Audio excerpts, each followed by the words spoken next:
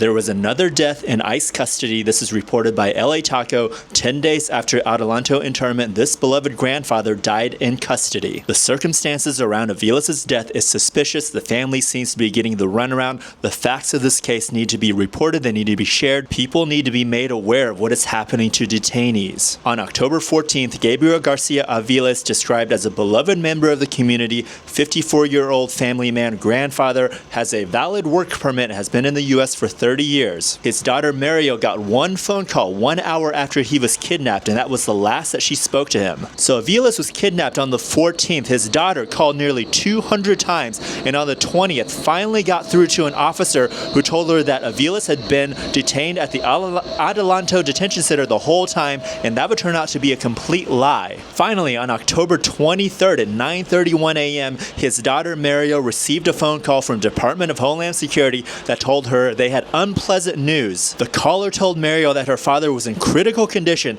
at the Victor Valley Global Medical Center in Victorville and should tell the rest of her family so that they could say their final goodbyes. Mario told LA Taco that when she finally saw her father, he was in much worse condition than she initially thought. He remained unconscious, intubated, and had dried blood on his forehead. She says there was also a cut on his tongue and blood on his lips, and that he had broken teeth and bruising on his body. The hospital staff told them that Aviles had been admitted on the 15th. That was just one day after he had been kidnapped, and he had been there the entire time. And that same night, October 23rd at 7:45 p.m., Gabriel Garcia Aviles would die in that hospital. 3 hours after his death, the coroner came and ruled that Aviles' death would be ruled due to natural causes and that an autopsy would not be necessary. DHS put out a press release and said that Garcia did not spend the night at the Adelanto Processing Center because he exhibited suspected alcohol withdrawal symptoms and was therefore immediately admitted to the Victor Valley Global Medical Center. That strikes me as very suspicious. If he had been immediately admitted to a hospital, not even spent one night in ICE detention, how would he die from alcohol withdrawal? I found a study of 188 patients hospitalized